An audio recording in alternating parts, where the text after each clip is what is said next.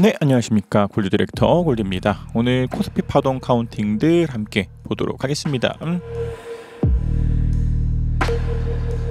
최근에 코스피의 움직임들이 굉장히 안 좋은 모습들을 보이면서 우리가 이전에 예상했었던 대로 2276.63포인트에 대한 이탈들이 나왔습니다. 해서 오늘의 제목들을 가지고 우리는 이미 라는 이름으로 좀 타이틀을 걸었었는데, 우리가 기존에 해왔었던 것처럼 전환선 이탈 자리 1차 비중 정리, 그리고 기준선 이탈 자리 2차 비중 정리, 후행 스피닝 캔들 이탈하는 자리 3차 비중 정리, 그리고 캔들이 구름대를 벗어나는 자리에서 4차 비중 정리들을 말씀드리면서 우리들은 완전한 매도 이후에 관망들을 주장하고 있었는데, 그에 따라서 크게 특이사항들 없이 코스피의 파동들이 움직이면서 일단은 2276.63포인트에 대한 이탈과 함께 요때 꼭지였던 2546.35포인트가 지금으로서는 4파에 대한 꼭지로 보고, 그 이후에 나오고 있는 현재 진행 중인 파동들을 가지고 5파에 대한 진행 중으로 볼 수 있는 특이사항들이 나오지 않았나라고 생각됩니다.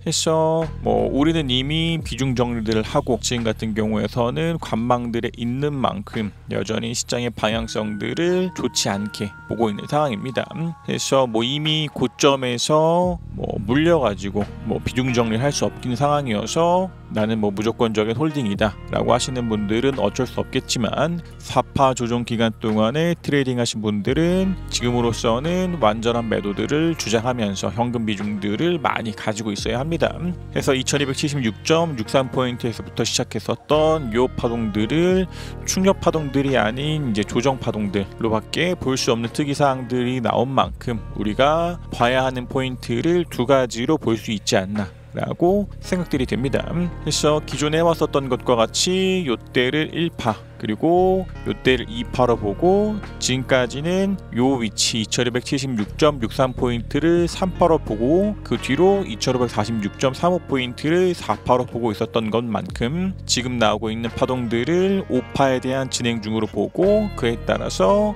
요 파동들을 5-1, 요 파동들을 5-2, 그 뒤로 5의 3의 1, 5의 3의 2, 그리고 나서 5의 3의 3에 대한 진행 중 정도로 볼 수 있지 않을까 라고 생각들 됩니다. 그래서 지금 하고 있었던 파동 카운팅들이 맞고 요것이 5의 3의 3이라면 일단은 어느 정도 내에서 밀리고 나서 반등 나오고 한 번 더 밀리면서 요 자체를 가지고 5-3으로 보고, 그 뒤로 단기적인 횡보 이후에 밀리면서 요때를 5-4 그리고 밀리는 어딘가를 5-5로 보면서 이러한 위치들을 C파에 대한 끝으로 보고, 그 뒤로 올라가는 상승에 대한 기대를 걸어볼 수 있었다라는 것이 첫 번째 관점들입니다. 그래서 첫 번째 관점들은 기존에 해왔던 것처럼 4파가 끝이 나고 5파가 진행 중이다 라고 하는 것이 우리가 해왔었던 시나리오대로 볼 수 있는 첫 번째 관점들이 되지 않을까 싶고, 그리고 두 번째 시나리오가 기존에 해왔었던 것처럼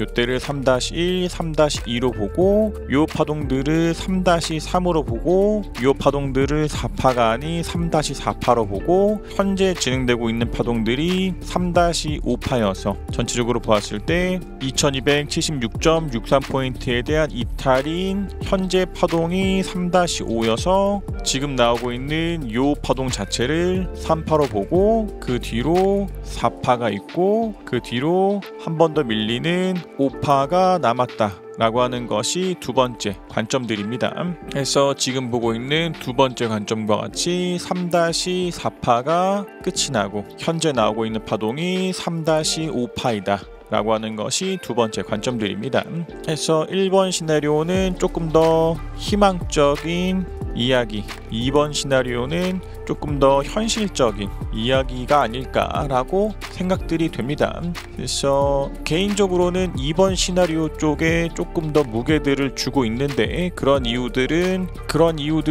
기간적으로 보았을 때 1번 시나리오여서 지금 나오고 있는 파동들이 5파고 C가 끝이 나고 올라가는 충격 파동들이 있다라고 보기에는 전 세계적으로 돌아가고 있는 이 경제적인 상황들이